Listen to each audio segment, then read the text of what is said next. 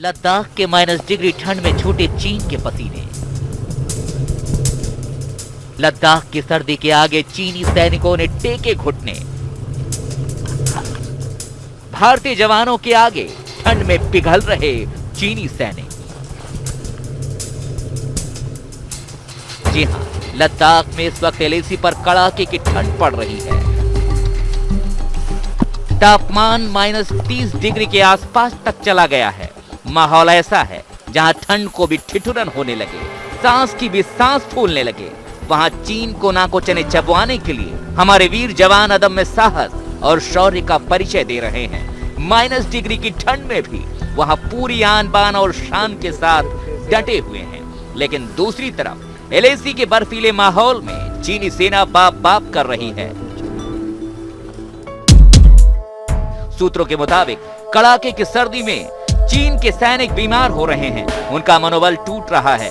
लिहाजा चीन रोजाना अपने सैनिकों को बदल रहा है।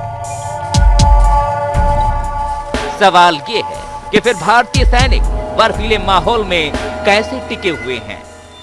तो सुनिए, इसके पीछे है बर्फीले माहौल में भारतीय जवानों की कड़ी ट्रेनिंग और बर्फीले माहौल में ड्यूटी का अनुभव।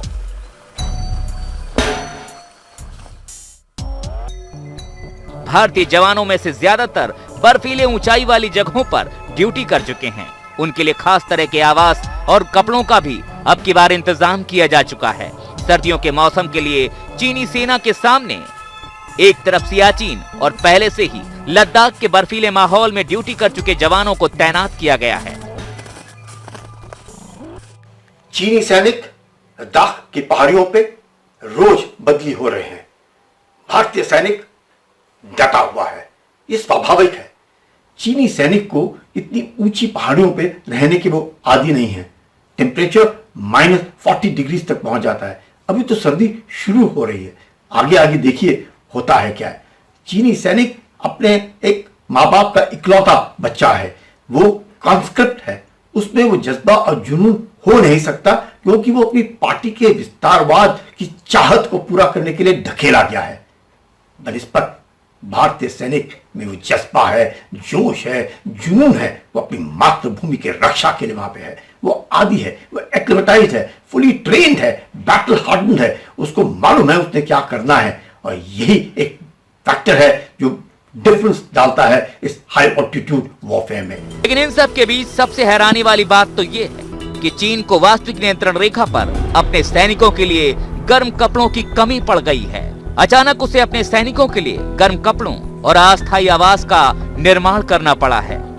चीन ने कभी नहीं सोचा था कि 14,000 फीट की ऊंचाई पर 50,000 हिंदुस्तानी दिलेर 7 महीनों तक टिक जाएंगे। लिहाजा उसने भी -20 डिग्री तक पहुंचने वाली लद्दाखी ठंड के लिए कोई खास इंतजाम नहीं किए थे। लेकिन जब भारतीय सेना ने डेरा बनाए रखा तो चीन को मजबूरन बड़ी तादाद में सैनिकों के लिए गर्म कपड़ों और सामान का भी इंतजाम करना पड़ा। यानी वो भले कुछ भी न कहे, लेकिन उसे इतना तो जरूर पता चल गया है कि ये नया भारत है और छोड़ेगा तो बिल्कुल नहीं।